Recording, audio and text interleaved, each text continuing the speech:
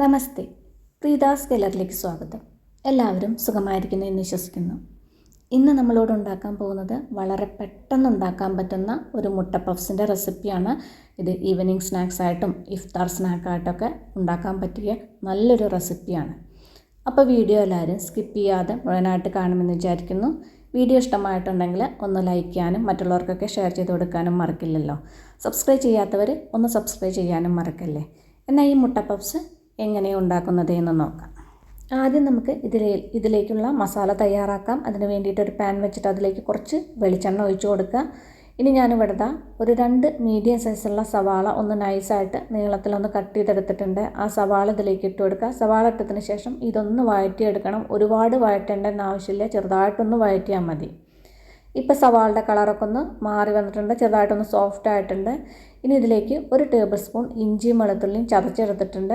അത് ഇതിലേക്ക് ഇട്ട് കൊടുക്കുക. ഇഞ്ചിയും വെളുത്തുള്ളിയും അതിൻ്റെ ആ റോസ് സ്മെല്ലൊക്കെ ഒന്ന് മാറി വരുന്നത് വരെ ഒന്ന് വഴറ്റിയെടുക്കണം. ഇനി ഒരു 2 പച്ചമുളകും കഴുകിയെടുത്തിട്ടുണ്ട്.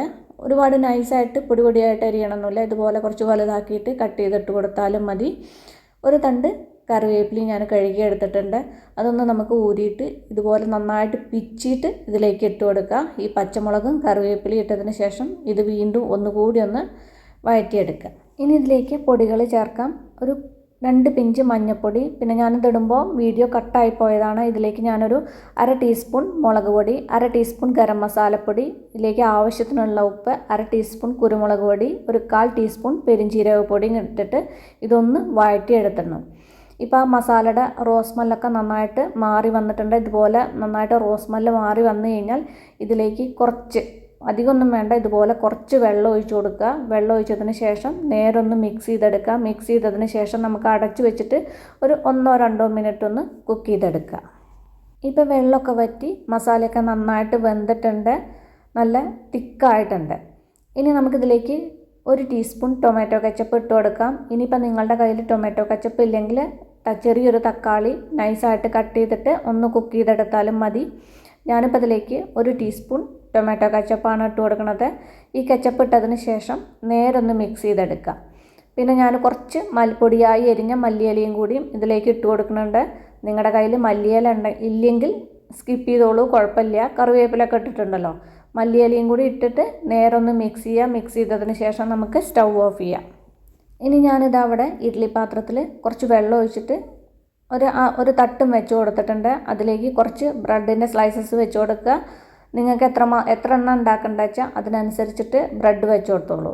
വെച്ചതിന് ശേഷം അടച്ചു വെച്ചിട്ട് ഒരു 4 മിനിറ്റ് നേരമൊക്കെ ഒന്ന് അടച്ചു വയ്ക്കുക. ഇപ്പോൾ ഇതാ 4 മിനിറ്റൊക്കെ ആയിട്ടുണ്ട്. നല്ല ആ ബ്രെഡൊക്കെ അല്ലേ നല്ല സോഫ്റ്റ് ആയിട്ടിട്ട് അത്യാവശ്യം നന്നായിട്ട് ചൂടായിട്ടുണ്ട്. ഇനി ഒരു പ്ലേറ്റിലേക്ക് വെച്ചതിന് ശേഷം ഒന്ന് ചെറുതായിട്ട് തണുത്തിട്ടുണ്ട്, ഒരുപാട് തണുക്കരുത്. ഇതുപോലെ ചെറുതായിട്ട് തണുത്തതിന് ശേഷം നമ്മുടെ ചപ്പാത്തിക്കോല് വെച്ചിട്ട് ഇതുപോലെ നന്നായിട്ടൊന്ന് പരത്തി കൊടുക്കുക. ഇപ്പം ഇത് നേരെ പരത്തിയെടുത്തിട്ടുണ്ട്, നല്ല തിന്നായിട്ടുണ്ട്. ഇനി നമുക്ക് ഈ സൈഡൊക്കെ ഒന്ന്, ഈ ബ്ലാക്ക് കളറിലുണ്ടല്ലോ സൈഡ്, 4 പുറം ഒന്ന് ഇതുപോലെ ഒന്ന് കട്ട് ചെയ്ത് മാറ്റാം. ഇപ്പോൾ ആ ബ്രെഡിൻ്റെ 4 സൈഡും കട്ട് ചെയ്ത് മാറ്റിയിട്ടുണ്ട്. ഇതുപോലെ ഒന്ന് നന്നായിട്ട് പരത്തിയതിന് ശേഷം ഇതുപോലെ കട്ട് ചെയ്തെടുക്കുക.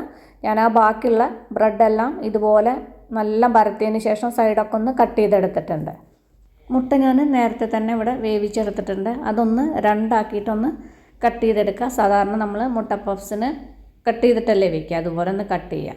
പിന്നെ ആ ബ്രെഡിൻ്റെ ഷീറ്റിലേക്ക് നമ്മൾ നേരത്തെ അവിടെ ഉണ്ടാക്കി വെച്ച മസാല ഇട്ട് കൊടുക്കുക. ഒരുപാട് വേണ്ട, ഇതുപോലെ കുറച്ച് മസാല വെച്ച് കൊടുത്താൽ മതി.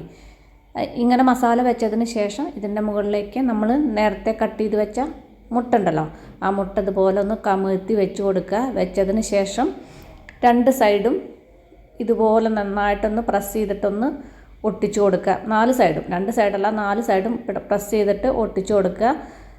ഒട്ടുന്നില്ലെങ്കിൽ കുറച്ച് വെള്ളമാക്കിയിട്ട് ഇതുപോലെ ഒന്ന് ഒട്ടിച്ചു കൊടുത്താൽ മതി. ഇനി അതും നിങ്ങൾക്ക് ബുദ്ധിമുട്ടാണെങ്കിൽ കുറച്ച് മൈദയോ കോൺഫ്ലോറോ കലക്കിയിട്ടൊന്ന് ഒട്ടിച്ചു കൊടുത്താൽ മതി. ഇപ്പോൾ ഇതാ ഞാൻ നേരെ ഒട്ടിച്ചെടുത്തിട്ടുണ്ട്. ഇനി ഇതൊരു പ്ലേറ്റിലേക്ക് മാറ്റി വയ്ക്കാം. ഇതുപോലെ നമുക്ക് ബാക്കിയുള്ളതും കൂടി ഒന്ന് റെഡിയാക്കി എടുക്കാം. ഇനി ഒരു ബൗളെടുത്തിട്ട് അതിലേക്ക് 1 മുട്ട പൊട്ടിച്ചൊഴിക്കുക. പൊട്ടിച്ചതിന് ശേഷം നന്നായിട്ടൊന്ന് ബീറ്റ് ചെയ്തെടുക്കുക. അതിന് ശേഷം നമ്മളിതാ ഉണ്ടാക്കി വെച്ച പഫ്സ് ഉണ്ടല്ലോ, അതിൻ്റെ മുകളിലേക്ക് ഈ മുട്ട അടിച്ചെടുത്ത മുട്ടല്ലേ അത് ഇതുപോലെ ഒന്ന് തേച്ച് കൊടുക്കുക. സ്പൂൺ കൊണ്ട് ഇതുപോലെ അങ്ങോട്ട് മെല്ലെ തേച്ച് കൊടുക്കുക. അല്ലെങ്കിൽ ഒരു ബ്രഷ് വെച്ചിട്ട് ഒന്ന് തേച്ച് കൊടുത്താലും മതി. ഇപ്പോൾ എല്ലാ പഫ്സിൻ്റെ മുകളിലും മുട്ട ഞാനിതാ നേരെ തേച്ച് കൊടുത്തിട്ടുണ്ട്. ഇനി നമുക്ക് ഫ്രൈ ചെയ്തെടുക്കാം. അതിന് വേണ്ടിയിട്ട് ഒരു പാൻ വെച്ചിട്ടുണ്ട്. അതിലേക്ക് കുറച്ച് വെളിച്ചെണ്ണ ഒഴിച്ച് കൊടുക്കുക. വെളിച്ചെണ്ണ ഒഴിച്ചതിന് ശേഷം പാൻ ഒന്ന് ഇതുപോലെ ഒന്ന് ചുറ്റിച്ച് കൊടുക്കുക. നിങ്ങൾക്ക് നല്ല ഡീപ്പ് ഫ്രൈ ആണ് ചെയ്യേണ്ടെങ്കിൽ ഞാൻ അധികം എണ്ണ വേണ്ടാന്ന് വിചാരിച്ചിട്ടാണ് കുറച്ച് എണ്ണ ഒഴിച്ച് കൊടുത്തത്. ഇനി ഇതുപോലെ ആദ്യം ഒന്ന് കൗത്തിയിട്ട് കൊടുക്കുക, കാരണം അത് പൊട്ടിപ്പോണ്ടല്ലോ. അപ്പം ഇതുപോലെ ഒന്ന് കൗത്തിയിട്ട് കൊടുക്കുക. ഇട്ടതിന് ശേഷം ഒരു സൈഡ് ആയി കഴിഞ്ഞാൽ മറ്റേ സൈഡും കൂടിയൊക്കെ ഒന്ന് ആവാൻ വേണ്ടിയിട്ട് എല്ലാം ഒന്ന് തിരിച്ചിട്ട് കൊടുക്കാം. പിന്നെ ഈ 2 സൈഡും പോരാ, 4 സൈഡും വേണ്ടേ. അപ്പോൾ ചെരിച്ചിട്ടൊക്കെ വെച്ചിട്ട് 4 സൈഡും നമുക്ക് ആവശ്യത്തിനൊന്ന് മൊരിയിപ്പിച്ചെടുക്കുക. ഡീപ് ഫ്രൈ ആണെങ്കിൽ പെട്ടെന്ന് നിങ്ങളുടെ പണി കഴിയും. പക്ഷെ അധികം എണ്ണ വേണ്ട വെച്ചിട്ടാണ് ഞാൻ ഇതുപോലെ ചെയ്തെടുക്കുന്നത്. എല്ലാ സൈഡും തിരിച്ച് അങ്ങോട്ടും ഇങ്ങോട്ടും തിരിച്ചിട്ടിട്ട് നേരെ ഫ്രൈ ആക്കി എടുത്തിട്ടുണ്ട്. ഇനി ഒരുപാട് നേരം ഇട്ട് കഴിഞ്ഞാൽ നമുക്കിത് കരിഞ്ഞു പോവുകയുള്ളൂ. അപ്പം നമുക്കിതൊരു പ്ലേറ്റിലേക്ക് കോരി മാറ്റാം. ഇതുപോലെ നമുക്ക് ബാക്കിയുള്ളതും കൂടി ഒന്ന് ഫ്രൈ ചെയ്തെടുക്കാം. ഇവിടെ എനിക്ക് 7 പഫ്സ് ഉണ്ടാക്കാനുള്ള മസാലയാണ് ഉണ്ടായിട്ടുള്ളത്. വളരെ എളുപ്പമാണ്. നമുക്ക് പഫ്സ് ഉണ്ടാക്കാൻ വേണ്ടി ഷീറ്റൊന്നും ഉണ്ടാക്കിയെടുക്കേണ്ട ആവശ്യമില്ല. പെട്ടെന്ന് റെഡിയാക്കാവുന്നതേ ഉള്ളൂ. അപ്പോൾ അതെല്ലാവരും ഒന്ന് ട്രൈ ചെയ്ത് നോക്കൂ. ട്രൈ ചെയ്ത് നോക്കിയിട്ട് ഫീഡ്ബാക്കൊക്കെ എന്നെ അറിയിക്കാൻ മറക്കല്ലേ. അപ്പം നമുക്കിനി അടിപൊളി പുതിയ റെസിപ്പിയുമായി കാണാം. നന്ദി, നമസ്കാരം.